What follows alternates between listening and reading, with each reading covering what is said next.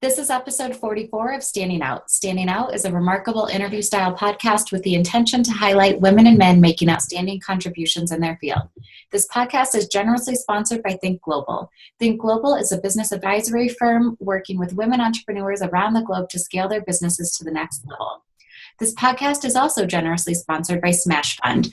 Smash Fund is for the dreamer who dares to dream, the entrepreneur who eats obstacles for lunch, and a place where passions, people, and life collide. You can find your special invitation code in the description of this podcast. Today, I'd like to welcome John Livesay. Inc. magazine calls John the Pitch Whisperer. As a funding strategist, he helps CEOs craft a compelling pitch that engages investors in a way that inspires them to join a startup's team. He is the author of The Successful Pitch: Conversations Ongoing from Invisible to Investable. He is partners with Judy Robinette in Crack the Funding Code, which gets founders funded fast. He hosts the Successful Pitch podcast with investors from around the world. He is the pitch mentor at startfast.net, the #1 accelerator in upstate New York. After a successful 20-year career in media sales with Condé Nast, where he worked across all 22 brands in their corporate division, John won Salesperson of the Year. John, welcome. Thank you for being here. It's great to be with you, Katrina. Yeah, so your career sounds so interesting to me and so fun. Was it? Or is it, I should say? Well, I think it is. I think you have to bring the fun to your career, no matter what it is you're doing. That's one of the things that's always been important to me, is being passionate about what I'm doing. And certainly working at Condé Nast and getting to work with brands like W and then packaging them together with Vanity Fair and Art Digest and Wired and putting on big events around the Oscars and things like that was always a lot of fun. Yeah. And now working with startups to help them get funded is equally fun, because you really get to watch something grow from a very small starting place and make a difference in the world. And really, again, it's tapping into the passion that the founders have of why are they doing this and why now? Those are two big questions that investors really want to have answered. And even if you don't want to get funding for your startup, you still should be able to answer those questions to anybody about why am I the right person to execute this idea? And then why is now the perfect time? It serves as a guiding light. How did you make that switch from working at a large company like Condé Nast to working with startups?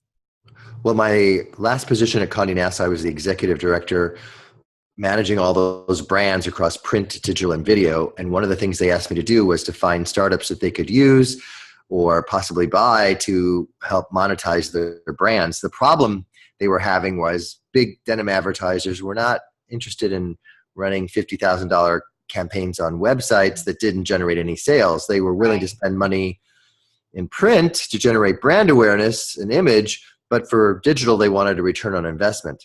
Yeah. So I found a startup called Haul-Stars, Haul. It was a shoppable video player. And I brought him in to pitch, and he confused everybody and talked about how it worked and time stamping, and the pricing was confusing. And okay. people at Condé Nast said, we don't get it. And I said, let me work with him on his pitch. Which was so generous of you. I mean, well, I wanted to make it work. And I knew there was a problem to solve, right? In all pitch experience, I've never had someone come up to me and say, let me help you improve that. So yeah. Well, that's why, when you find your calling, it's what you want to do anyway, and then you get paid for it down the road. So I think that's a great point you just made. Yeah. So I helped him. I said, we're not talking about how it works. We're only talking about what problem it solves. Right. So then we came back in, and the pitch that I helped him craft was, nobody's clicking on a static banner ad. Instead, we're going to have a video in the ad that will be a day in the life of a fashion blogger wearing the jeans. And while people are watching that short video, they can click on the clothes and buy it. And then everybody got it. We took it out to AG Jeans. They sold $50,000 worth of denim in 3 days. He had proof of concept. He was off and running. It was for everybody. So that's what really made me realize there's a big problem to solve here. Only 1% of pitches get funded. And the problem is, oh my gosh. Wow. I was the same, surprised myself. We all look for big problems to solve, right? Right. And so on my podcast, The Successful Pitch, when I interview investors, they tell me, I said, is that number really right? They go, yeah, we hear about 2,500 pitches in a year and fund 25, 1%. And Wow. 24 of those come from warm introductions. Right. So I realized there's two problems. Nobody knows how to pitch. Nobody knows how to be a storyteller. And second, nobody knows how to get a warm introductions to those investors. So that's the problem that Judy Robinette and I are solving, helping them get a great pitch and then making introductions to the investors. Wow. And that is, and I see that all the time, just in my own network of people I know and people, makers, people who are creating something new. They believe in it so much, but it's that problem of it's made and it's sitting there. Now what? How do you get the funding? Or if I only knew that one person, Right. I'd be so much further along. So the connection piece and making that happen. Yes. Well, that's why, Judy wrote a brilliant book called How to Be a Power Connector. Oh, okay. And in it, she's got 3 magical questions that we work with all of our clients on when you're going to an event. The first one is, how can I help you? As opposed to asking. Amazing, right? What a revolution that is. Right. And then the second question is, what advice do you have for me? Mm-hmm. The interesting thing is, if you want money, ask for advice. But if you want advice, ask for money. Oh. So let's just play that out a little bit. So I say, hey, Katrina, I've got this great idea for a business. Yeah. I'd like you to invest in it. And they're going to go, you know what, John? You're too early in the market. You're too late. Yeah. Let me give you some advice. But if I say, hey, Katrina, I've got this startup idea. I'd really love your advice on how I could make it better. Mm-hmm. You and I start having a collaborative conversation. And then you go like, you know what? This guy's coachable. I like him. I like his idea. I want to invest in this. Interesting. And then the third one is when you're talking to someone, even if they can't help you, you can always say to them, who else do you know I could talk to? Right. That's a good one. And that really works with investors too, because they I don't invest in this genre or topic, but I know someone who does. And if you don't ask the question for that intro, you won't get it. Right. You do have to be very direct. I know I'm in the Denver Boulder market and tons and tons of amazing startups. And also there's just a ton of investors. And I'll notice as I go to some networking events, I start seeing a lot of similar people over and over. And then one day about a year ago, it kind of clicked to me in that, oh my gosh, all of you really know each other. You go for dinner at each other's houses and all of that. And I think that question of, hey, you don't invest in this type of product or service, whatever it is, but who do you know? I think that is super valuable and great advice. What do you think? Now, how long have you had this company coaching startups through? Well, Judy's been, she sits on the board of Illuminate Ventures and Perrick Ventures in New York for over 20 years, but she and I joined forces in September of last year. Mm-hmm. And actually I met her as she was my second guest on my podcast. Oh, that's awesome. And then she started sending me people to help with their pitch. They started getting great results. And then she said, you know what, let's start Crack the Funding Code together, because now we bring and this is really important, I think, when you are looking to go into business with someone, don't have the same skill sets. Right? She's like, I don't really know a lot about sales or pitching. She judges pitching contests, but she's really not into the nitty-gritty of getting somebody to sell themselves through storytelling. But she does have strategic connections, and she understands the financials, and that's really, I understand them, but it's not my thing. You don't want to be doing that, so it's really perfect. Bookkeeping, no. Yes, please don't make me look at that. But you have people who do, and that's part of it. You have to have a good story, and you have to know your numbers. So it's really a great combination. You know what? I was actually just talking about that with an advisor, because our company, Padron Marketing is a marketing agency, obviously, and it's 5 years old. And I've been looking for sort of a new opportunity. Padron Marketing will continue and flourish, and everything is great there. But I also want to get more into the energy technology sort of space. And I was talking to an advisor. I'm like, you know what? And it was the ego side of me. It was like, you know what? I'm just not a scientist. I don't know that they'd let me in or whatever. And he's like, Katrina, do you know how many scientists have some thing they've created that solves the problems you're talking about, but they don't know how to market it. They don't know how to get press. They don't know how to build relationships. I'm like, oh yeah, I can do that. Yes. So your co-founder is the CMO and they're the tech person. Exactly. That's the CTO. it's Yeah, it just, makes a good team. yeah, so I think it's that interesting brain shift, and also to kind of push ego out of the way and know that you bring as much to the table as anyone. It's just different and complementary to what they need. Well, let's talk a little bit about that. Yeah. It's not just pushing the ego out of the way, it's pushing the fear of not being good enough out of the way. Right. And, which I struggle with as much as anyone, you know. right, we all do. And you know what? Just starting my podcast was I literally put faces on the fear so that I could identify it. Like, what am I afraid of? Is it this, or this? So the first fear I had to overcome was the fear of rejection. Right.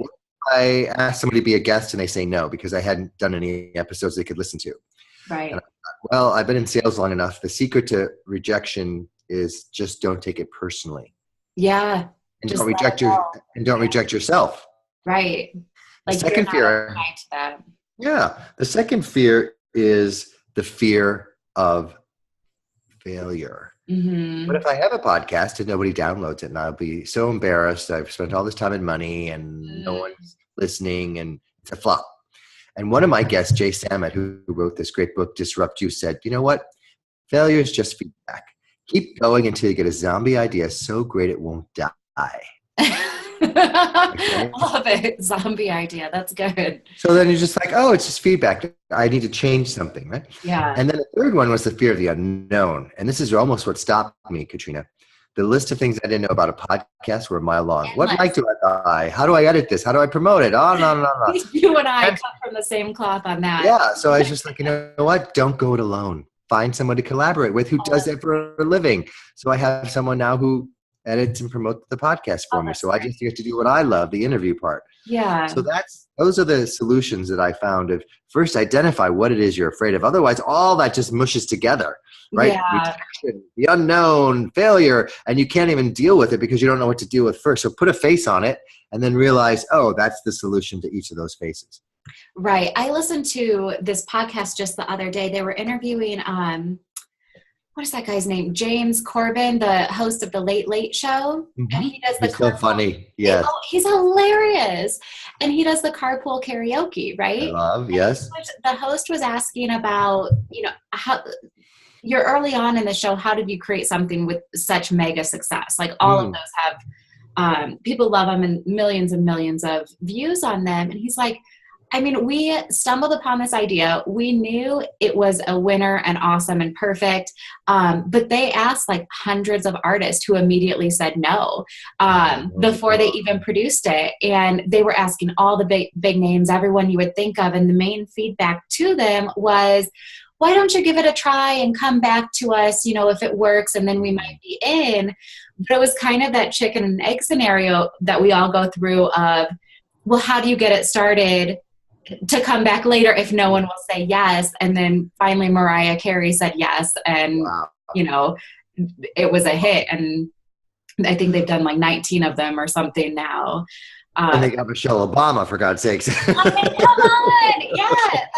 And I really like that series, and it's great I mean, when you have the idea and you persevere, like someone is going to say yes, and they didn't let those hundreds of rejections stop them. It's okay. No, it's like getting your first customer in a startup, right? Or a small business. You just have to believe that you will make this work. And if people need social proof, a lot of people you always need someone like a Judy Robinette who's willing to take a chance on somebody new and be the second guest, right? And all of that, one of the things investors told me when they decide whether they're going to invest in a small business startup is, if you're selling dog food, I want to see the dogs eating the food. Right. Which is an easy way to understand the concept of proof of concept. Right. Like proof of concept. Well, we just mean that people, are going to use it and be willing to pay for it. Mm-hmm. To get people to change what they're doing requires a lot of, you have to really test it out. Oh, right. And make sure that that's going to work before somebody's going to invest in it. So getting proof of concept, your first customer, your first investor, your minimal viable product, all that stuff. Mm-hmm. Once you get that done and you have a good team, you can take off.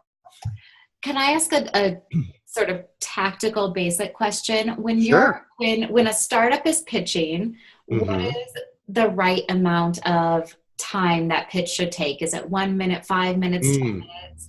How do you how do you know? Well, there's different pitches, that's for sure. Maybe And when you different get scenarios. yes, right. If you're just talking to somebody at a cocktail party, you should have a 90-second Sure, a short. pitch ready to go. Literally the elevator ride, right? But if you get in front of an angel group, they usually give you 10 minutes. Oh, 10 minutes. Okay. 10-minute pitch, and then there's a 10-minute question and answer. Mm. And that's just as important as the pitch, Katrina, because if you don't have an answer to a question, this isn't like a sales call where you go, well, let me get back to you. It's like, no, next. I've seen people die on the questions for sure. Yes. So you need to, that's one of the things we help our clients with in Crack the Funding Code is making sure they have not only a great pitch and our practice. That's another mistake people make is they don't practice enough. Yeah. And they stumble. We want to get them to soar. And also we don't want them to bore people. We want them to inspire them. Mm-hmm. And most importantly, we don't want them to be confused because the confused mind always says no.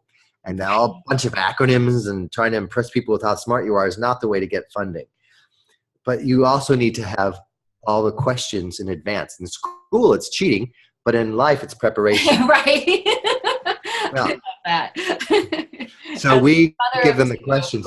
Yes. You know, one of the questions that you're going to get asked is, what does it cost to acquire a customer? Right. And if you haven't thought that through, they think you don't know what you're doing. Or what do you do to keep your customers? You know, what's the sticky factor? Yeah. And the real question most people really stumble on is who's going to fund the next round. And most founders go, what? I'm just trying to get this one funded. Right.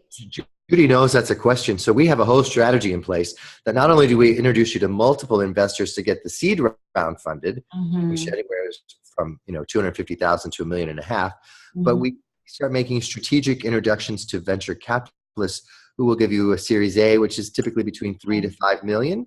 Okay. And imagine we did this for Cole Smith with his platform to help keep schools safe during medical emergencies. It's instantly informs first responders and gives a color-coded map so the ambulance knows where to go as opposed to wasting time. Yeah. So we got him in front of 2 angel groups, 10-minute pitch, 10-minute Q&A. He nailed it, had due diligence going on, and had fear of missing out kick in, which was, we each want to give you the money. Who has the better connections? And we start helping him negotiate valuation. To get and then, a little. yes, well, that's the irresistible part, right? That's and that's what we do. Once we get one, then we get you in front of another one, and then we have the ability to help you negotiate how much equity you have to give up. But he got asked that question, and we had already introduced him to someone at Perig Ventures who said, we definitely like to fund that once you hit the milestones with the $700,000 that you're currently seeking. So the angels feel so much more comfortable knowing that he's got a strategy in place and a relationship he won't even need for a year. So in some instances, does the startup have to kind of do funding for those 2 phases simultaneously? Does it overlap? No. Or you do the one. You do the, you do you want something kind of lined up and thought. Yes, you should have a strategy in place so that you say, well, I've started a relationship with a VC that they're keeping them aware of what I'm doing, but I'm not asking them for money for a year. The $700,000 is going to last me 12 to 18 months. Oh, that's perfect. That's great foresight. Speaking of foresight, as we get to the last question, what's one thing that's on your radar as an industry expert that you think we'll all be talking about like a year from now or 2 years from now? Regenerative medicine via artificial intelligence. Oh my gosh. Tell us about that. Yes. There's a company in Israel. How do you feel like, whoa, what's going to happen? Good stuff. There's a company that we're talking to out of Israel called Step of Mind. Okay. And they literally put artificial intelligence things inside your shoes. And these are people who normally have to be in a wheelchair or use crutches to walk. And they can walk now because the artificial intelligence corrects their gait. Wow. As they start to walk. So that's an example of artificial intelligence being used in medicine to help people walk. The things that go in the shoes, it's like a little device or something? Yeah, like literally think of a disc in the bottom of your shoe. Wow. Yes. Oh my gosh. Well, I can't wait to learn more about that. That's So robotics and artificial intelligence are the hot things now. Wow. Well, thanks for opening our eyes to that. I can't wait. Sure. And That's thank you the for fun being part. here. I really appreciate It's it. my pleasure, Katrina. Thank you.